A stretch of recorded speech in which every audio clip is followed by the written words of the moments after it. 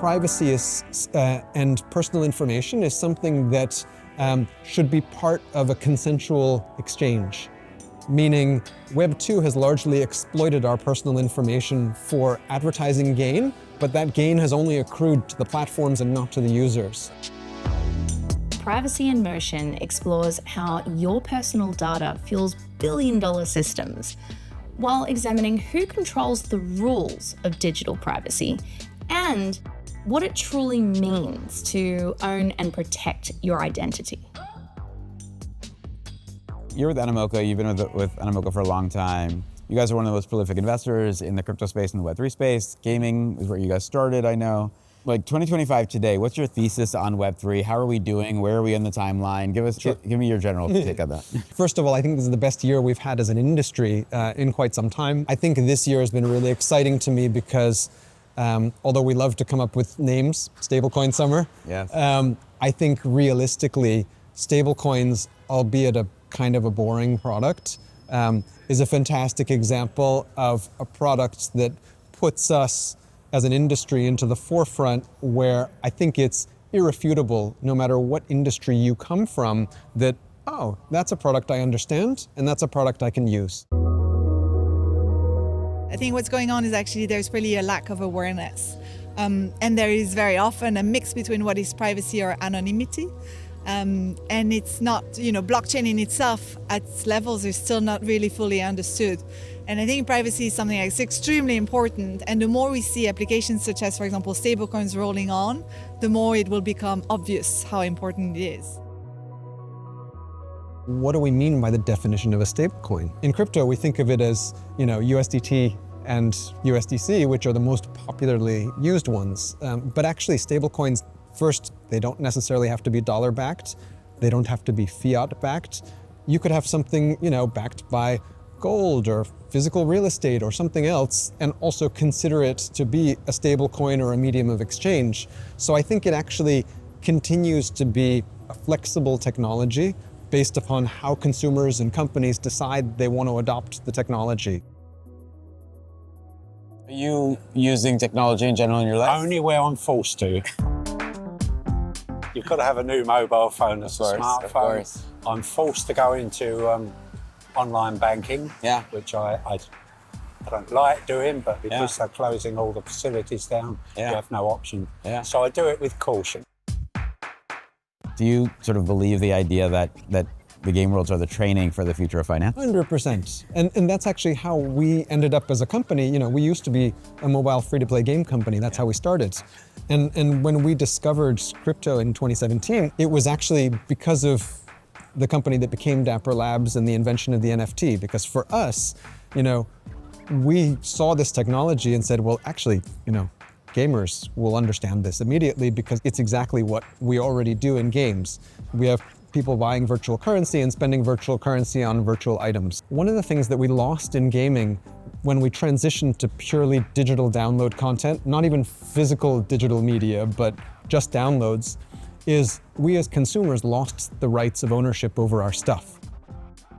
When I had a physical DVD or a cartridge for my game console, I owned something that had a residual value, right? I didn't expect it was going to go up in value necessarily, but if I wanted to go to GameStop or Games Workshop or someplace, there was a shop on the high street where I could sell my secondhand stuff. Yeah.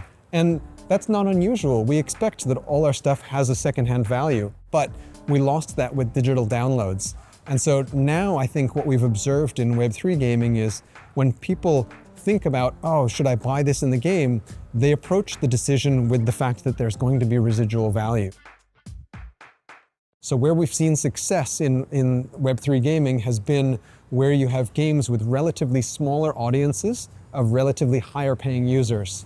So if you take traditional Web2 mobile games, they tend to have massive audiences of tens of millions of players, and only very few, spend money. 2% usually of users spend money, and they spend money on the order of pennies per month because it's based on having huge scale.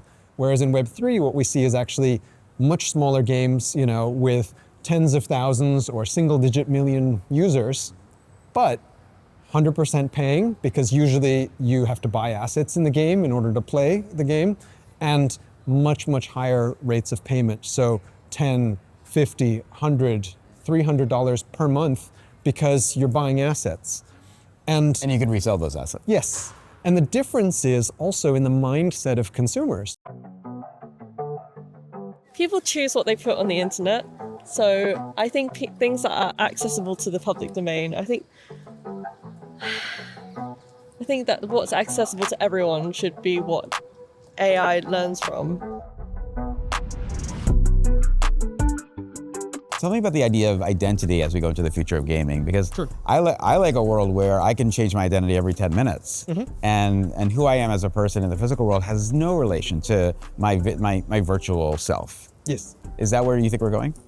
So I think yes, and I think the thing about privacy is that because of our sort of technological magic bullets like zero knowledge proofs, I think we have the ability now to be able to give consumers much more agency over their privacy. And I think that's actually the key, because I don't think that it's about living in a world where everybody's anonymous and private, or everybody's, fully out in public and, you publish your tax returns on the government website. Like, not everybody wants that, the Norwegian model, for example, because it's very cultural, right? And what I think matters is that you have the capability to have individual choice. That's the most important thing. And now we have technology that can allow you to have that choice. In Web3, we now have the potential to say, okay, well, if you share your information with me, then I will give you something in return for that information, right?